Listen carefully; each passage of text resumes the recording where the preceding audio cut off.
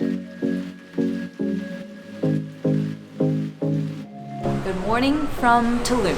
We have a pretty fun day. We're gonna head to some cenotes today and then make our way to the beach. But first, food. We are at Roraima Burgers, which is in the center of downtown, not the beach side. But I got this just named juice for 45 pesos, and it's like a whole smoothie. This is a huge smoothie for like $2. So the downtown area is a lot cheaper than the beach side. And then I got plantain chips, which a plantain is, it looks like a banana, but it's really just used for cooking.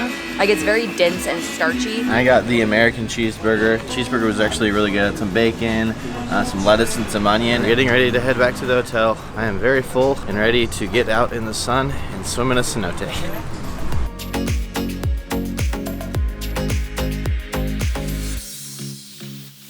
We finally made it to Dos Ojos Cenote. So we took a taxi from Tulum. It was about 300 pesos to drive us all the way to the entrance of the cenote rather than like the front gate. So if you get out of the first gate, you're gonna have to walk the whole way down, which is about a mile on a pretty bumpy dirt road. So make sure you get dropped off actually at the entrance of the cenote. So ojos means eyes. So dos ojos, there's two eyes. So there's a first eye cenote and then a second eye cenote. It's two caverns connected by a passageway. But we're gonna go to the first eye first.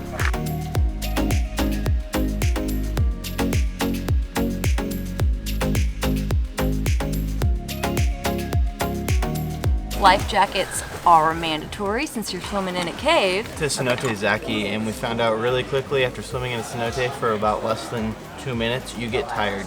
Most importantly, this life jacket actually fits.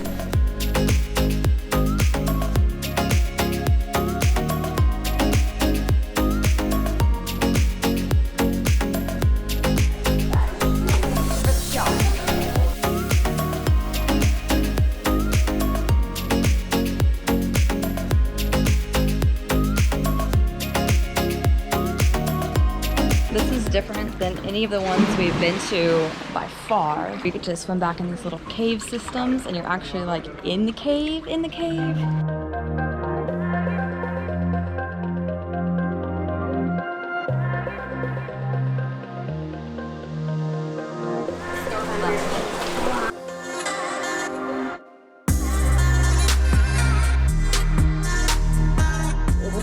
Into all of the little holes in the cave and where the cave system goes. You can see right behind me there is a very steep kind of cave right there. You can go under there if you have a scuba tank, and there are actually a lot of scuba divers in this area. I wish we had our PADI license. We're going to be getting it in the future, hopefully sooner than later. You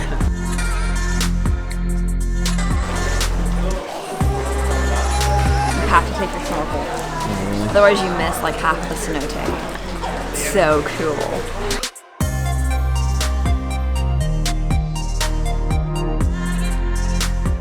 The underwater cave system until I put my snorkel on, but people go scuba diving down there and explore underneath this cave, which would be incredible.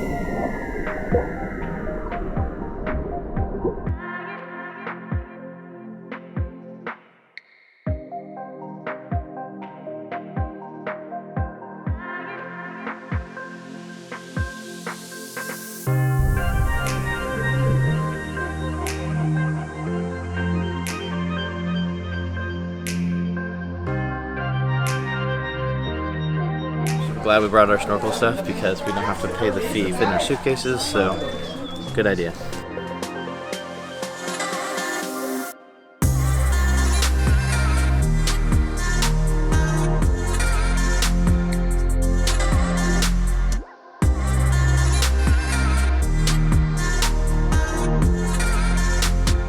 From what I can tell already, this one is way more of a dark cenote. It's more underground. You're gonna definitely need a flashlight if you're back at the second Ojos. I think I would recommend doing the tour. That way you get a flashlight, kind of more of a guided tour. But we're gonna see what we can find down here in the cenote. I am ready for eye number 2.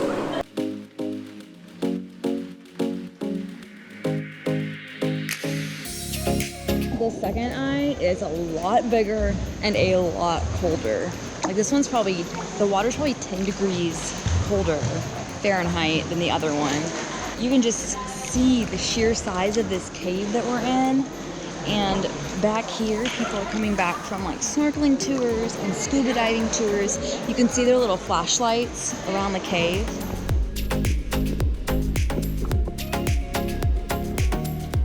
It's not just the GoPro not being able to pick up the light. It's seriously this dark over here. I feel like there's not a time during the day where it would light up from the sun because there's such a small opening. But how cool is this? You guys might be able to hear a little cheep, cheep, cheep, cheep, cheep. There's bats flying all around us right now. There's a lot of these kind of platform rocks that you can stand on. You kind of walk through the cave back there.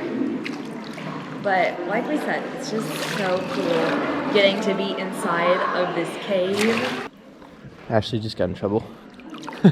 This is probably one place we'd recommend renting a tour guide, because then you get to go back in the caves. Because I just tried to go back in the caves and he's like, no! I was like, you're probably right. Do a snorkel guide here. Do it. This would be super cool. Yeah, we can see people having fun back there. And we wish we were we're with out them. here on the other side of the road because we didn't want to pay the extra $20. We're gonna head to the next cenote now. Nicte-Ha.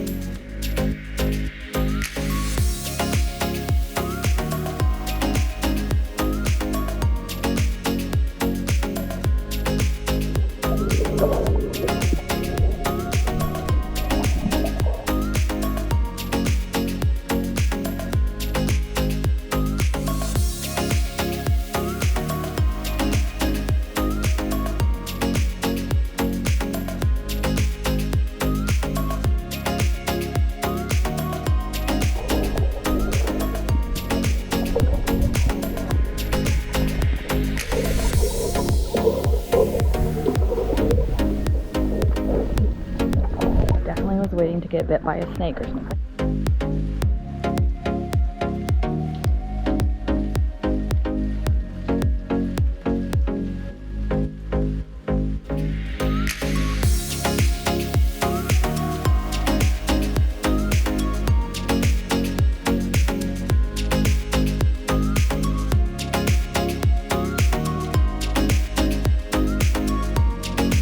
Reminds me a lot of Garden of Eden we went to near Playa del Carmen, because there's a bunch of plants on the bottom and you get to like be part of this little world out here. This cenote was super cool. You get to swim through the lily pads. You have fish swimming all around you. There's a little bit of a cave back in there, but this one's really cool, and it's a lot smaller, but it is a lot less crowded.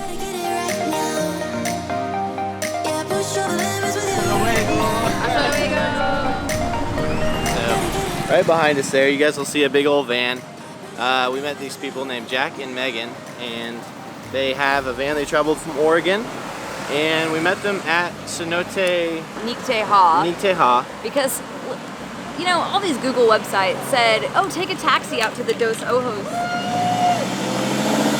They also take a taxi out to the Dos Ojos cenotes and then don't tell you how to get back to Tulum. There were no taxis out there. And Christian asked if we could ride back with them. They're like, yeah, we got this giant van. We're like, that is perfect. So yeah, that was a fun experience. They actually drove their camper van from Oregon. They actually just dropped us off here at the beach near Tulum.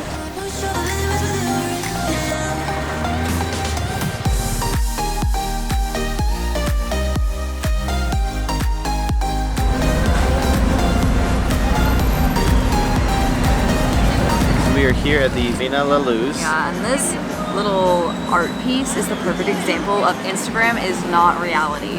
Because on Instagram, this is a beautifully captured piece of art, and everything looks great and wonderful, and then you come up here and there's literally a line of people down the street. Because I was looking this up and it said that it's busy pretty much from 8 a.m. until the sun goes down. And that's just, I don't know, the original meaning of this piece of art is that like we are at one with the earth and our spirits are joined.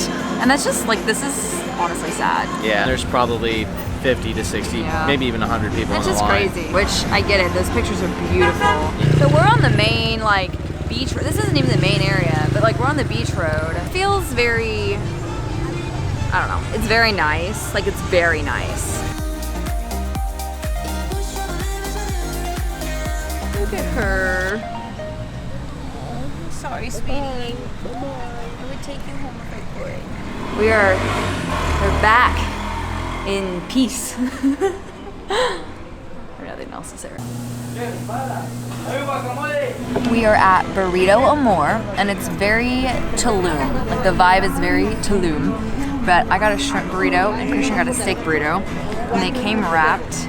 I think it's seaweed, but I don't think it is seaweed. I don't know. It's very hard to bite through because I tried. Because I thought it was a wrapper, but it smells. And this is what you're supposed to eat. And this is what I tried to bite through. Anywhere with a giant ice cream cone outside has to be good.